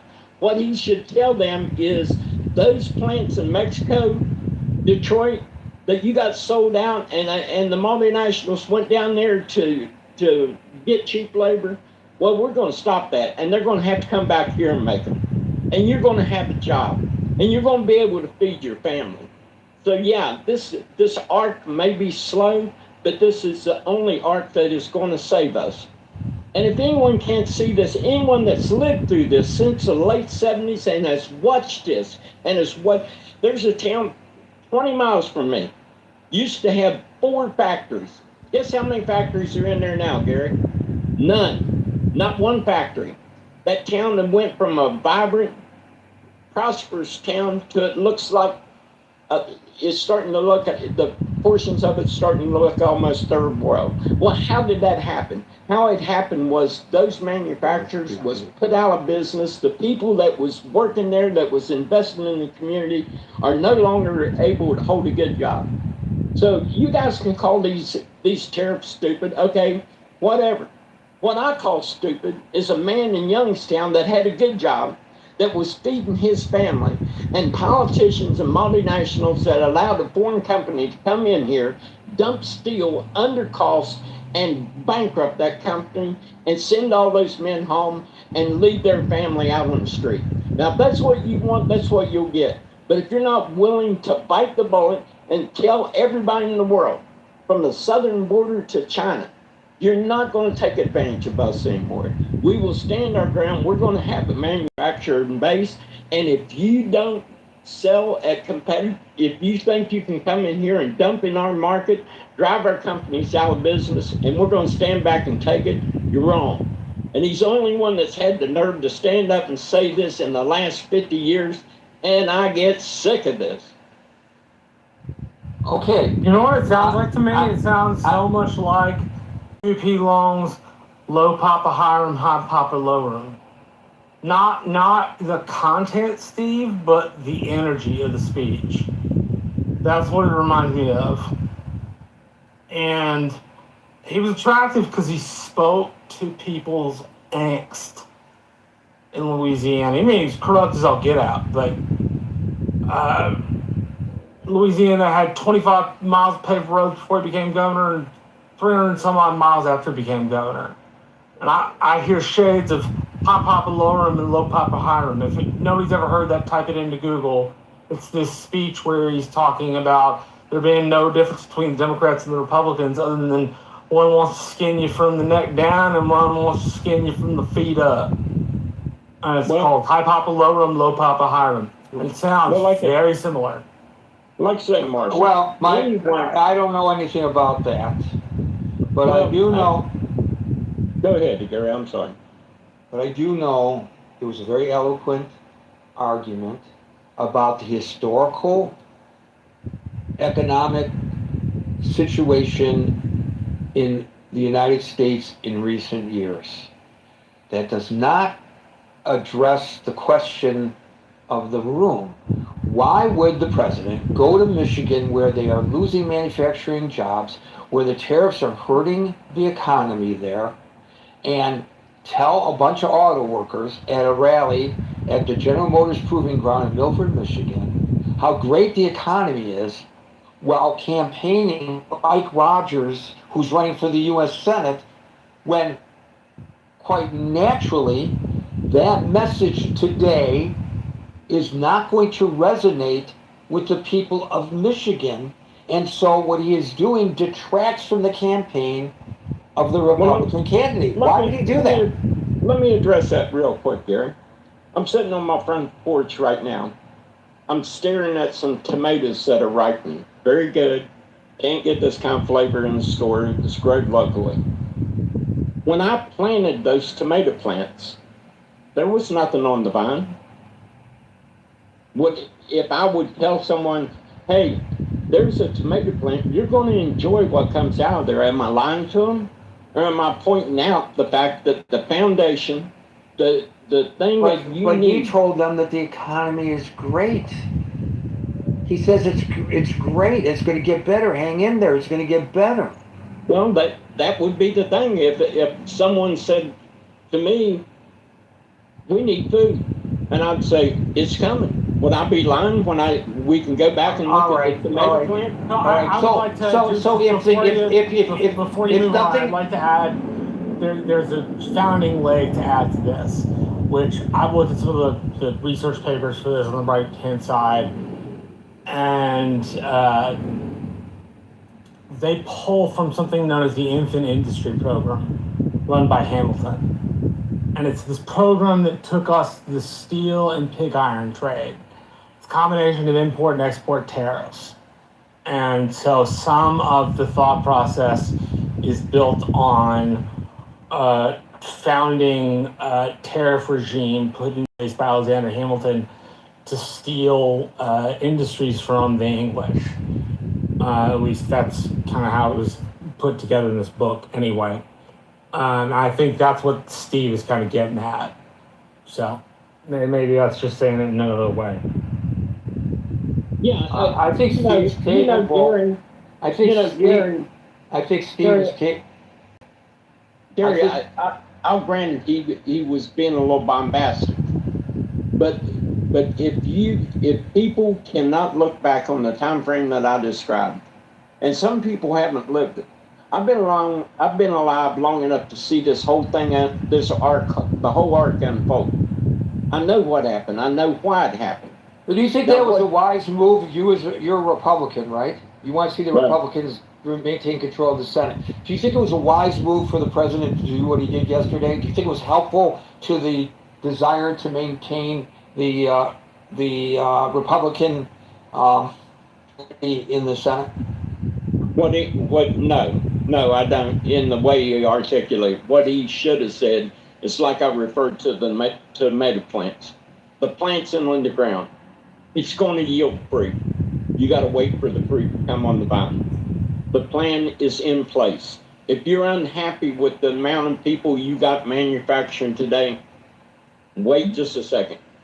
We're going to bring those jobs back from Mexico. We're going to have a more robust economic system in place to where over a period of time, it may not be while I'm in office, but the foundation's laid. The walls are ready to go up. The roof is ready to go on. You will reclaim your rightful spot as a car manufacturing center of the world. That's how I would put it.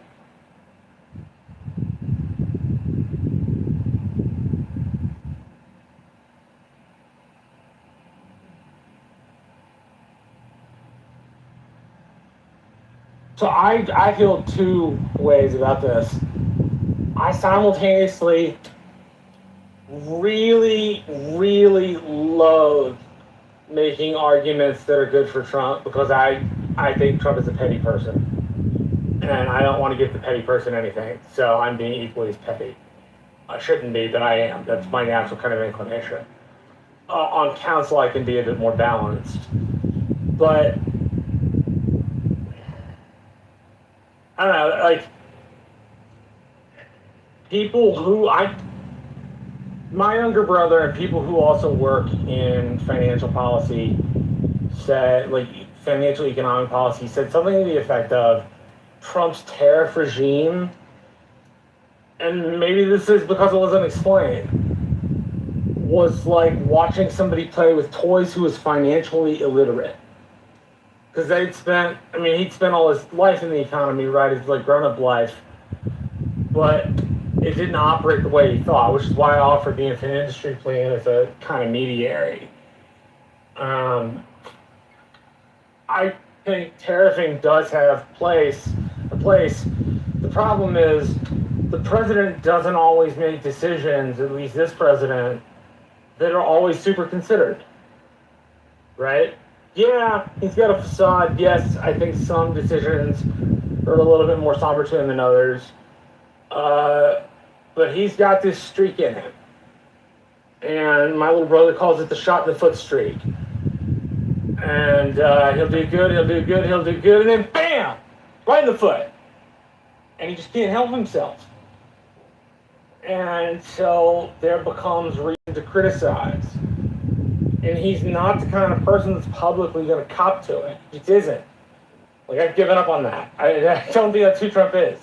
I'm never going to hear Trump go, you know what, I was wrong. Maybe in a private meeting where he doesn't have to account to anybody, you could probably hear him say that. But I doubt he'd ever say that in public. Marshall, could I ask you one thing? Of course.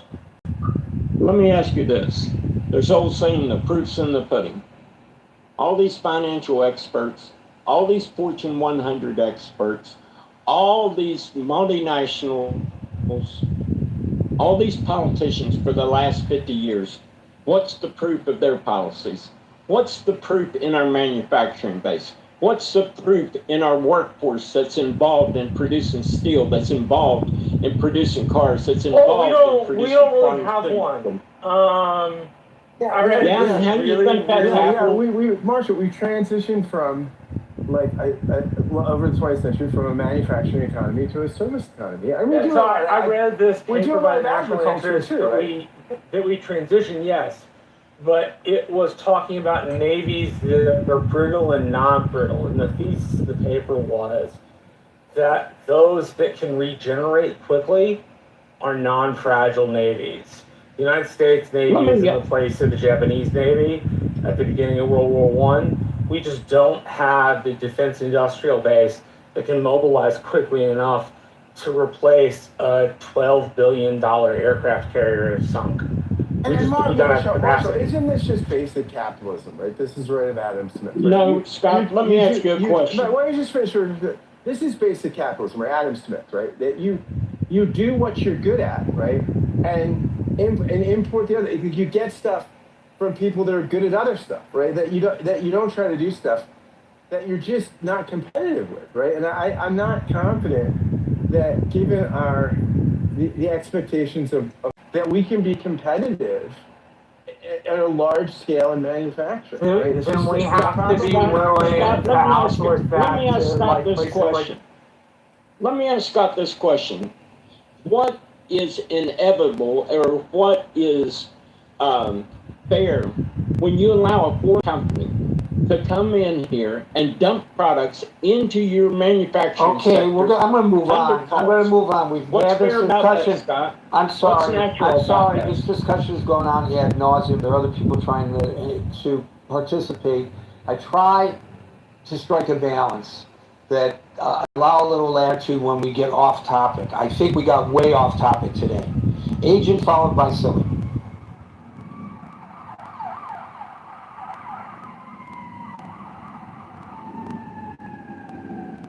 Agent. Sorry, I was sprinting from Did you fall asleep listening to that last argument? In my head, there was someone else who was nodding off, but I think I thought there was someone else ahead of me as well. But it's really good to be here. I'm honored that there was still that you could make room for me on the stage, Gary. Is Trump selling an economy the voters aren't buying? I think we're going to see. I don't know if it's because of economic reasons, but at least I don't know. We talked about it this morning. Scott had a room. I think there's conflicting views about polling and things like this, because some are saying, look, it's not looking good. CNN, Barry Weiss's CNN, is kind of having some pieces indicating it's not looking good for Democrats leading into this, and it's breaking historic trends of like midterm elections where the opposing party tends to,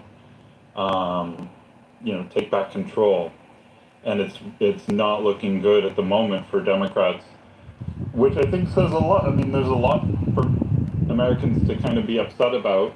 But Asian, just for to qualify, because we talked about this earlier, right?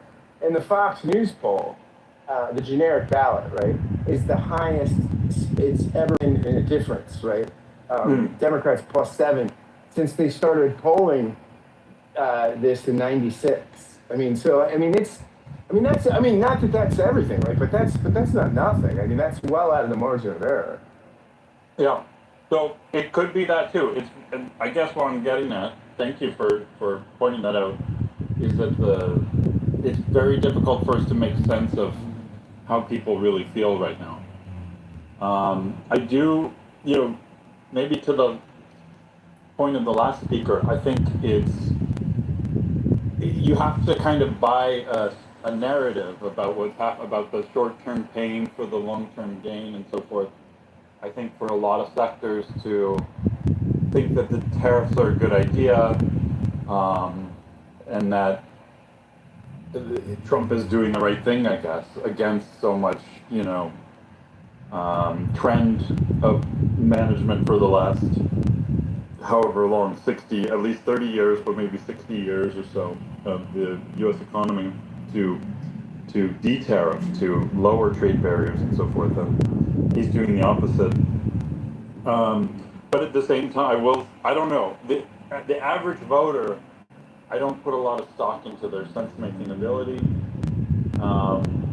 I think a lot of the time they're just going on vibes, and then do they think, if they are struggling, do they think that the other side, what's the likability there, and then do they think they're actually going to materially improve their lives more than the side currently in power? Or has the side currently in power done something horrific that they're trying to punish?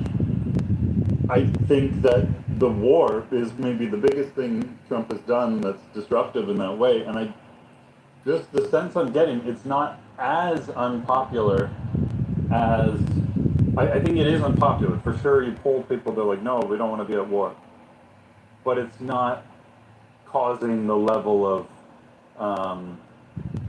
outrage or anger that I think even the war in Iraq caused, and even that took a little while for people to actually really decide they didn't like it, because they were pretty gung-ho at first.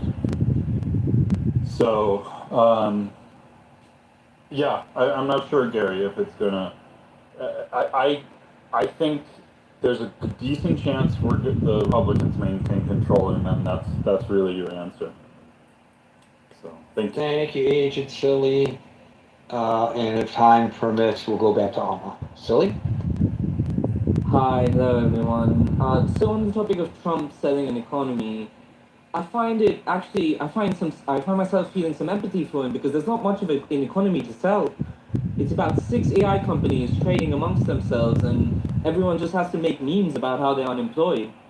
But within the economy that Trump is trying to sell, Trump himself is an economy.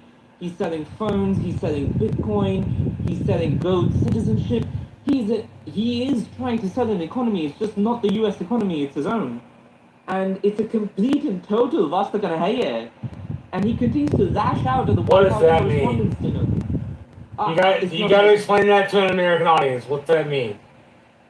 It's nothing. It doesn't mean anything. It's fine. He just continues to lash out at the White House Correspondents' Dinner as well. The one, and it was more of a disaster than the one that got shot up, really. And these strange behaviors, to me, are indicative of his inability to recontextualize a stagnant economy. The erratic behavior, to me, culminated in his abominable behavior at Lindsey Graham's funeral.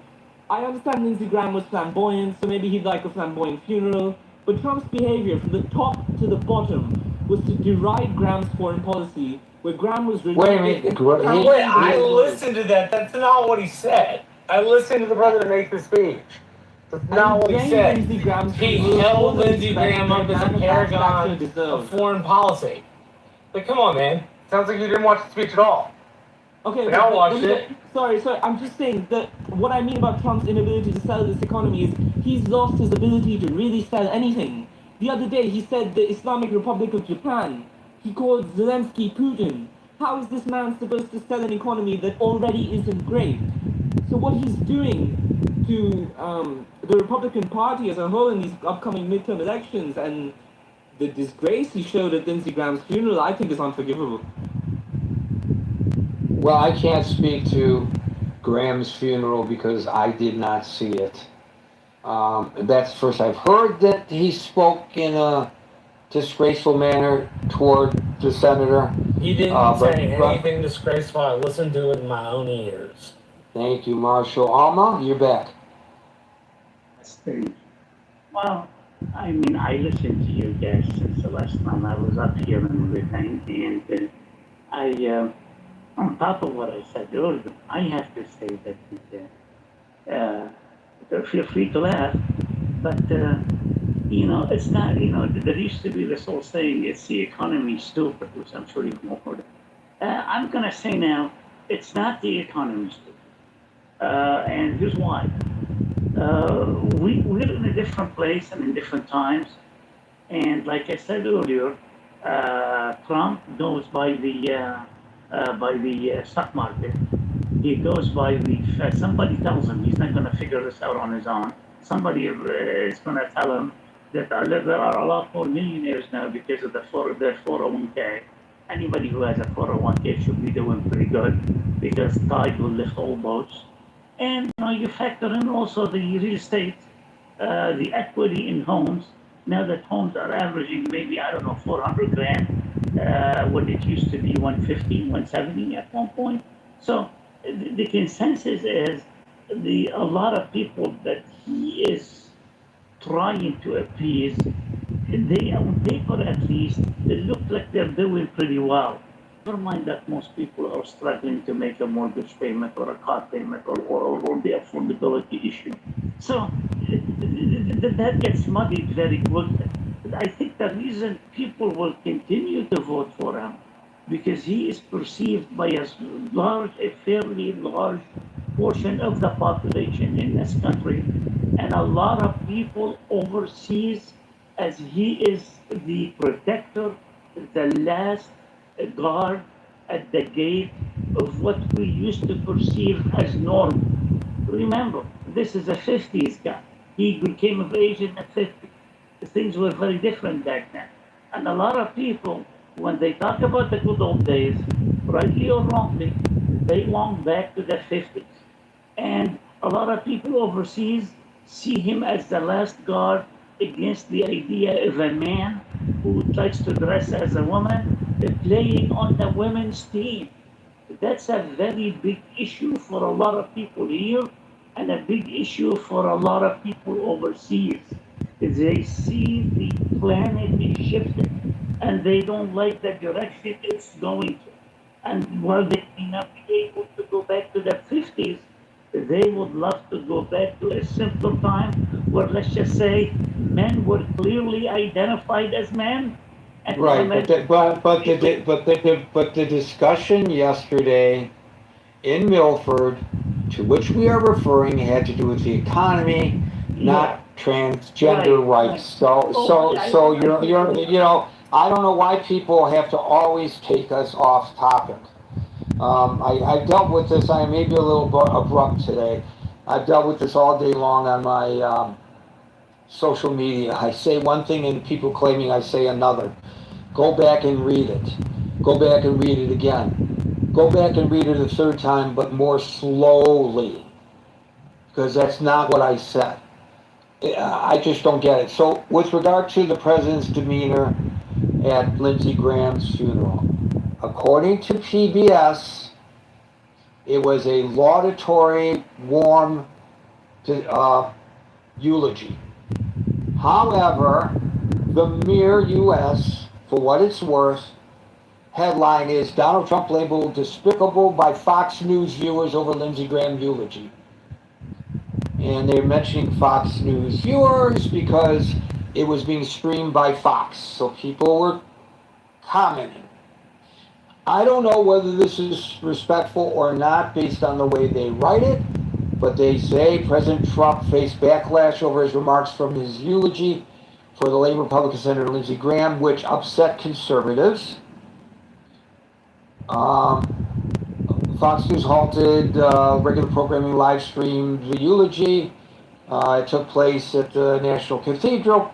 Trump mentioned Graham was, quote, not liked by everyone because he was a tough cookie.